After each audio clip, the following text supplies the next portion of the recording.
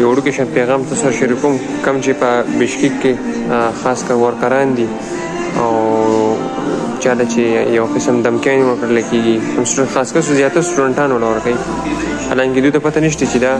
د غریبۍ د وجې دلته راغلي دوی ته بچي ناست دي نو زما سره اوس په دې ساعت باندې یو کس رابطه وکړه ډېر زیات مجبور وم ما ته ویل چې زما بچي دي زه خپل بچو لپاره د تنخوا حساب وکړم تنخوا رانه راکوي کارونه راباندې کوي پیسې رانه راکوي نو د دې لپاره ما په خپله باندې دغسې یو سټیپ یو سوچ وکړو چې دا ټول څومره چې هم دي چاله چې تنخوا نه ورکوي چا سره چې دوکې شوي دي چاله چې پیسې نه ورکوي دې ټول ته زما دا ریکویسټ دی چې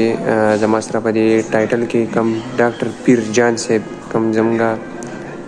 خوږ ورور د بشکیک کې د سره تاسو رابطه وکړئ دی به تاسو په یو ګروپ کې ایډ کې یو ګروپ جوړو دا ټول ګروپ د کسان چې دي دوی بیا امبیسۍ ته مخامخ زموږ سره امبیسۍ کې صدام بھائی دی ماشاءالله ډېر زیات خدمات دي او د پاکستانیانو سره خاص کر د پښتنو سره ټول سره یو شانتي ودرېږي نو هغه ته به دا کیس چې دی په جمع باندې یو نه په جمع باندې ور وړاندې کړو د هغې نه بعد به په پولیس که مخې ته پکې پولیس دغه راځي نو هغه پیرجان صاحب شو زه شوم مونږ ټول به ستاسو سره ولاړ یو تاسو یوازې نه بیا درته مې امبیسي هم تاسو سره ولاړ ده دې کې زیاتره کیسونه داسې دي چې امبیسي ورته پته نه وي کسان یې امبیسي ورته نه وي معلومه امبیسي ته نه ځي نو ځکه یې مدد نه پته ورته نه چې څنګه چلو کوو نو انشاءالله تاسو سره مونږ ټول ولاړ یو تاسو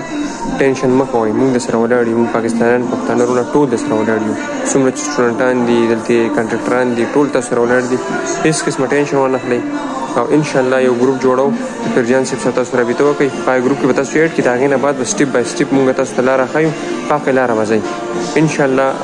کوشش به کوو چې د خپل پاکستانیانو وروڼو سره خاص کر د ورکرانو سره مونږ څنګ په څنګ ودرېږو او کوشش